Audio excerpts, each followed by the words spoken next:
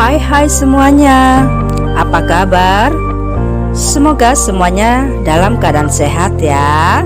Dan ibu berharap semuanya tetap masih semangat dalam mengikuti proses pembelajaran di masa pandemi ini. Ibu ucapkan selamat bertemu kembali di pelajaran seni budaya kelas 8. Baiklah anak-anakku semuanya, kita akan memulai pelajaran kita pada saat ini. Namun sebelumnya, mari kita berdoa menurut agama dan kepercayaannya masing-masing. Berdoa dimulai.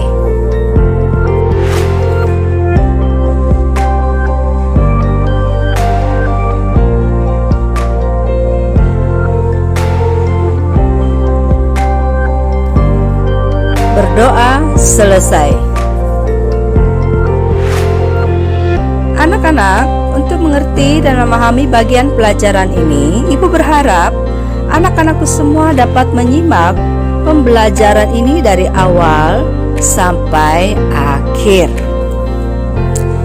Nah, baiklah. Materi pelajaran seni budaya kelas 8 pada saat ini adalah bab 13 yang berjudul penerapan pola lantai pada gerak tari. Mari kita perhatikan peta kompetensi pembelajaran. Penerapan pola pada gerak tari. Di dalamnya ada iringan tari tradisional, pola lantai tari tradisional, properti tari tradisional, tata rias tari tradisional, dan unsur pendukung tari tradisional. Nah anak-anak, setelah mempelajari bab 13 ini, siswa diharapkan mampu: 1. Menjelaskan keunikan peragaan ragam gerak dasar tari tradisional. Yang kedua, menjelaskan unsur pola lantai dan properti dalam meragakan gerakan tari tradisional dengan hitungan. Yang ketiga, menjelaskan unsur pola lantai dan properti dalam meragakan gerak tari tradisional sesuai iringan. Yang keempat, menunjukkan sikap kerjasama dalam pembelajaran meragakan gerak tari tradisional dalam bentuk kelompok. Yang kelima, menunjukkan sikap toleransi dengan sesama teman. Yang keenam, menunjukkan sikap saling menghargai dengan sesama teman. Dan yang ketujuh, mempraktekkan gerak tari sesuai dengan iringan dan unsur pendukung. Anak-anak, tari tradisional sudah ada seiring dengan sejarah perkembangan tari itu sendiri. Kita dapat belajar dan mengamati dari sejarah perkembangan tari di Indonesia yang telah diwariskan para seniman tari sebagai hasil karya daya cipta, yaitu tari tradisional. Nah, tari tradisional tidak bisa terlepas dari pola kehidupan sosial budaya masyarakat daerah setempat. Oleh karena itu, dalam setiap daerah mempunyai tari tradisional yang berbeda-beda. Keberagaman tari tradisional tersebut mempunyai keunikan sendiri. Oleh karena itu, bentuk-bentuk tari di setiap daerah harus terus-menerus dipelihara, dilestarikan atau ditradisikan sebagai suatu warisan budaya. Nah, coba kamu amati gambar di bawah ini untuk mengidentifikasi aspek-aspek dalam karya tari.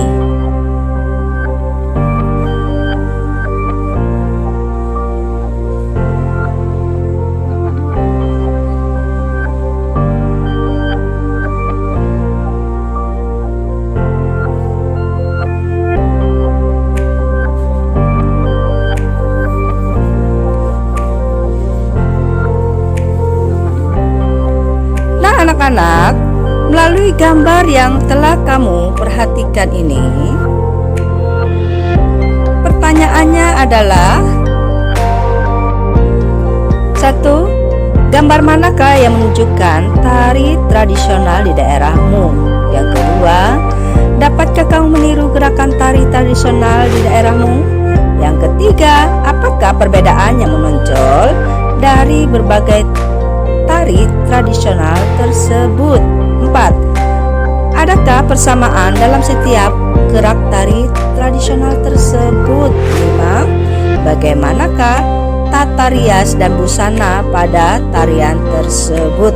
Yang keenam, bagaimanakah pola lantai dari setiap gerak tari tradisional tersebut? Dan yang terakhir, 7. Dapatkah kamu mengidentifikasi properti apa saja yang digunakan? Mari kita menyimak uraian materi yang pertama, yaitu unsur pendukung tari tradisional. Di dalam unsur pendukung tari tradisional ada beberapa unsur pendukung. Yang pertama, pola lantai tari tradisional. Pola lantai pada tari tradisional Indonesia pada prinsipnya hampir sama, yaitu garis lurus dan garis lengkung. Garis lengkung termasuk pola lingkaran dan garis lurus bias membuat segi 4, segitiga atau berjajar. Nah, pola lantai dapat juga dilakukan dengan cara kombinasi antara garis lurus dan garis lengkung. Kombinasi ini dilakukan agar gerak tapak lebih dinamis. Contoh pola lantai tari Saman dari Aceh menggunakan garis lurus. Para penari duduk lurus di lantai selama menari. Sementara tari Kecak lebih banyak menggunakan pola lantai melingkar atau melengkung dan tidak menggunakan pola lantai garis lurus. Nah, hal ini memiliki kesamaan dengan pola lantai tari Randai dari Sumatera Barat. Yang kedua, tata rias dan busana tari tradisional. Tata rias dan tata busana dalam tari tradisional memiliki fungsi penting. Ada dua fungsi tata rias dan tata busana pada tari tradisional. 1. Sebagai bentuk karakter atau watak. Yang kedua, sebagai bentuk tokoh.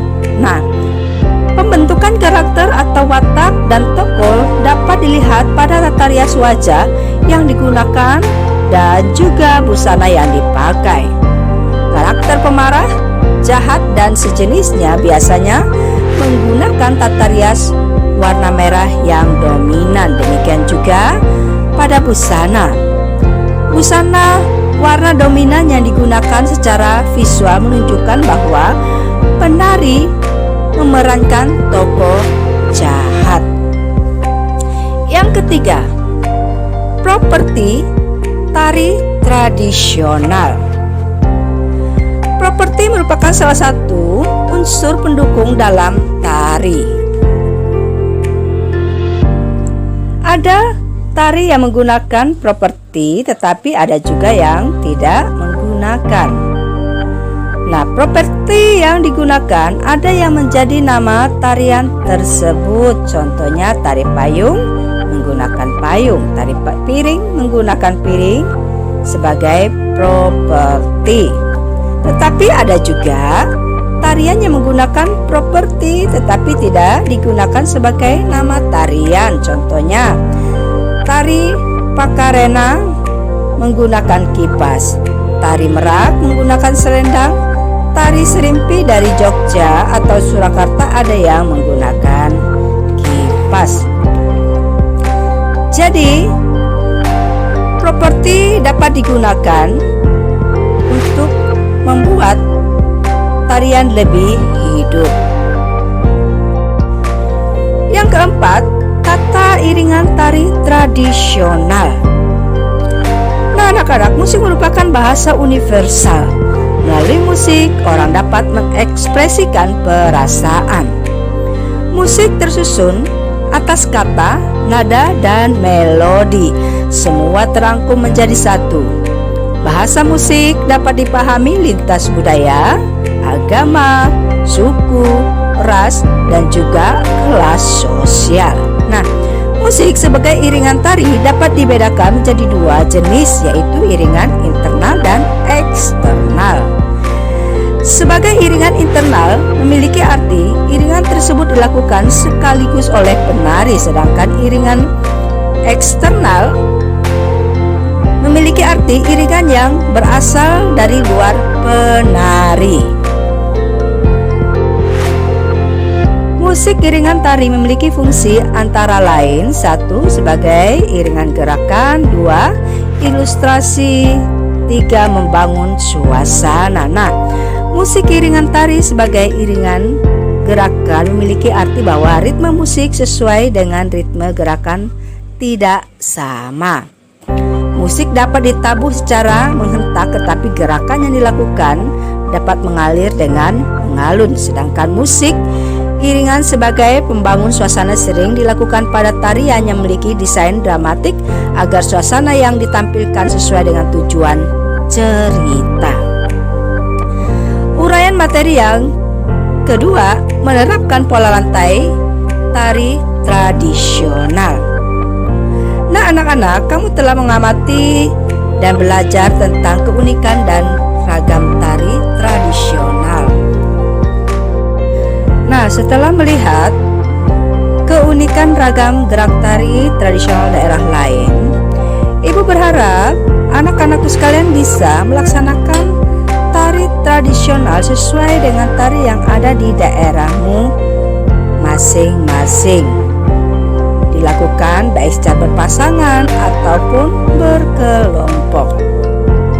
Uraian materi yang ketiga adalah melakukan gerak tari sesuai iringan.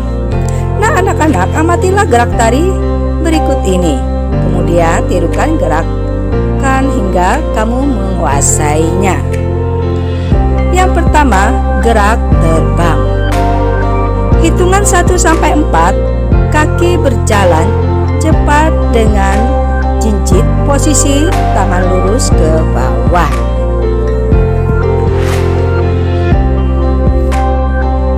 Yang kedua, hitungan 5-8, posisi berjalan cepat dengan jinjit, posisi tangan lurus ke samping kanan dan kiri dengan membentukkan sayap. Lakukan gerakan 4x8 hitungan.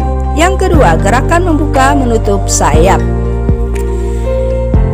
Hitungan 1-2, tangan menutup sayap di depan dada, posisi kaki kanan ke depan. Hitungan 2, kedua tangan dibentang ke samping, posisi kaki kanan sejajar dengan kaki kiri. Hitungan ketiga, gerakan sama dengan hitungan 1. Hitungan 4, gerakan sama dengan hitungan 2. Lakukan gerakan 4x8 hitungan. Yang ketiga, gerakan terbang berputar. Hitungan 1-4, posisi tangan kanan lurus ke samping atas dan tangan kiri lurus ke bawah membentuk diagonal posisi. Kaki berjalan cepat dengan jinjit. Hitungan 5-8, posisi badan balik arah dengan posisi tangan kanan lurus ke bawah dan tangan kiri lurus ke atas membentuk diagonal. Lakukan gerakan dengan hitungan 4x8 hitungan. Yang keempat, gerakan mematuk. Hitungan 1, tangan kanan ditekuk di depan dada, tangan kiri lurus, kaki kanan di depan kaki kiri. Hitungan kedua sampai 3, kaki kanan melangkah diikuti kaki kiri. Hitungan 5, tangan kiri ditekuk di depan dada, tangan kanan lurus dan kaki di depan kaki kanan. Hitungan 6-8, kaki kiri melangkah diikuti kaki kanan. Lakukan gerakan 4x8 hitungan. Nah, anak-anak, gerakan merupakan elemen paling dasar pada tari. Gerakan dapat mencirikan suatu tari dari mana berasal. Tari merupakan rangkaian-rangkaian gerakan sebagai simbol yang memiliki makna sehingga merupakan rangkaian cerita. Gerak tari yang bersumber pada ragam gerak Jawa berbeda dengan Sumatera dan Sulawesi maupun daerah lainnya. Kondisi sosiologi dan antropologis serta demografis mempengaruhi setiap ragam gerak pada tari. Nah anak-anak, hari ini kita sudah belajar tentang penerapan pola lantai pada gerak tari.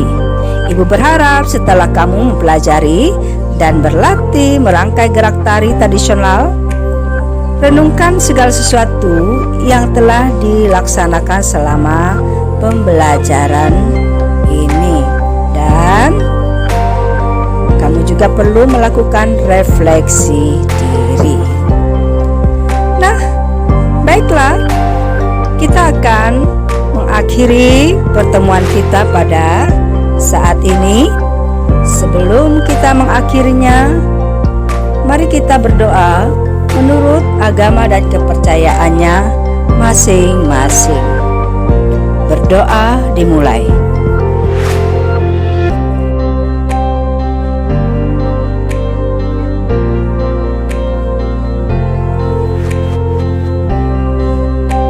Berdoa selesai. Baiklah anak-anak, pelajaran kita sudah selesai. Ibu ucapkan terima kasih atas perhatiannya. Dan ibu tetap ingatkan protokoler kesehatan, yaitu memakai masker, mencuci tangan, dan menjaga jarak. Ingat, jaga kesehatan dan tetap semangat. Sampai bertemu di waktu yang akan datang.